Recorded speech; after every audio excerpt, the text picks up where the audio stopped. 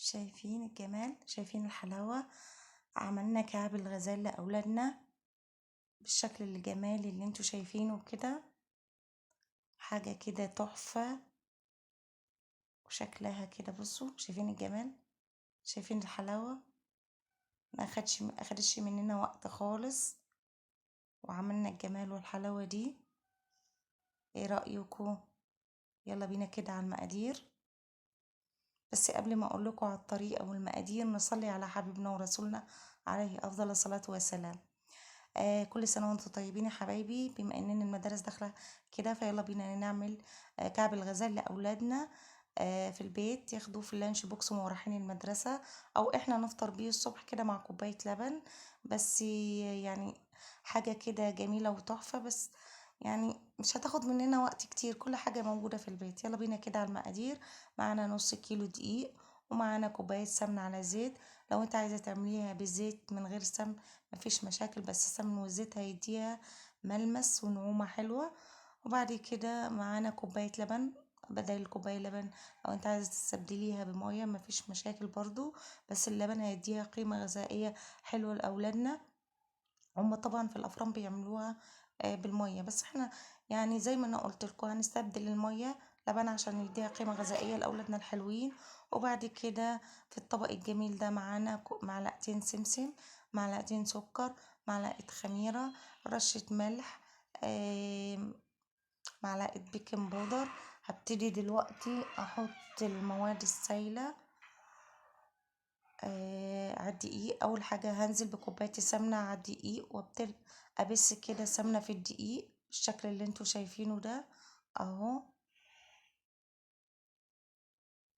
انا دخلت كده السمنة في الدقيق، وبعد كده هنزل بكوباية اللبن، بس مش هنزل بيها كلها مرة واحدة، لا، هنزل يعني كده حبة حبة، لان انتوا زي ما انتوا عارفين ان الدقيق بيختلف من دقيق، ممكن ياخد السوائل كلها ونحتاج نحط تاني، وممكن ما ياخدش كوباية اللبن كلها. فاحنا بننزل واحدة واحدة كده ونبتدي نعجن. انا هعجن كده بالشكل اللي انتوا شايفينه اهو. اهو انا قعدت كده اعجن فيها قد ربع ساعة، لما عطتنا ملمس العجين الحلو الجميل ده اهو. انا لميتها كلها بالشكل اللي انتوا شايفينه، ما اخدتش مننا كوباية اللبن كلها اهو، بقى ربع الكوباية اهو. وانا عجنتها بالشكل الجميل ده. دلوقتي هغطيها واسيبها تختمر اهو، هسيبها تختمر. وبعد كده يلا بينا كده نعمل العجوة عبال ما العجينة تختمر. انا نزلت بمعلقة السمنة ومعلقة سمسم كبيرة، وابتدي اخلط العجوة كده مع بعضها بالشكل اللي انتوا شايفينه كده، السمن مع السمسم عشان يبقى طعم العجوة جميل.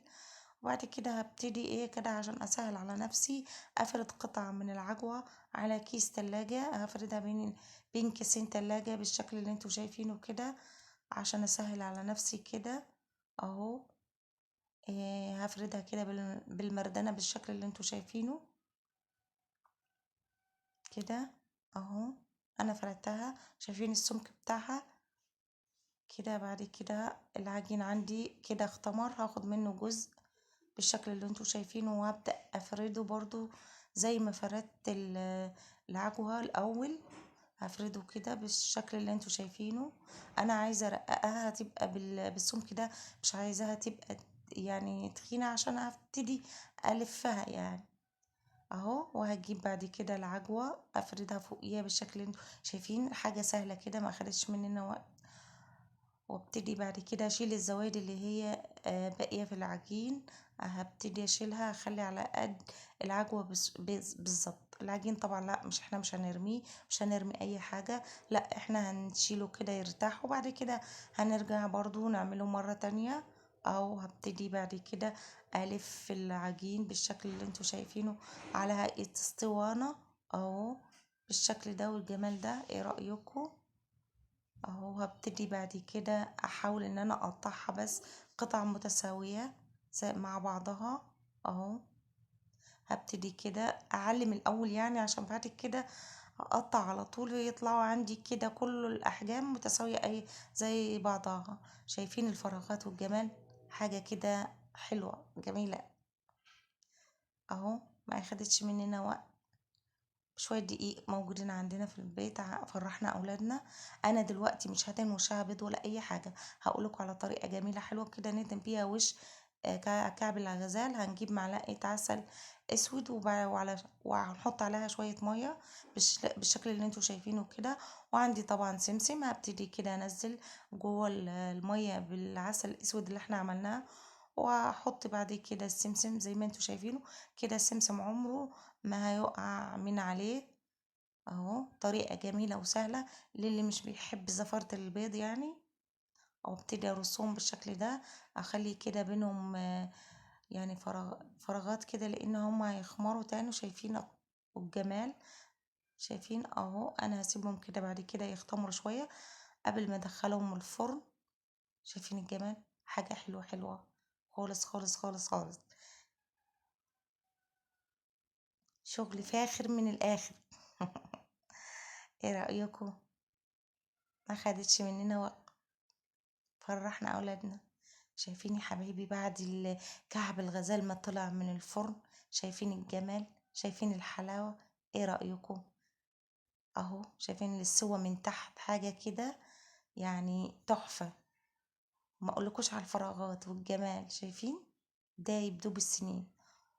والله ده يبدو السنين يعني. بصوا شايفين الجمال اهو. ده هنحط لأولادنا كده مع كوباية اللبن الجميلة. يفطروا بيهم الصبح قبل ما نروح المدرسة. أو إحنا يعني نحط لهم في اللانش بوكس كده يعني حاجة نفرحهم. حبايب قلبي إذا عجبتكم الوصفة الجميلة دي اشتركوا في قناتنا دي. قناة مي أند آلاء. لسه مشتركش فيها ينزل يشترك فيها وفعل الجرس.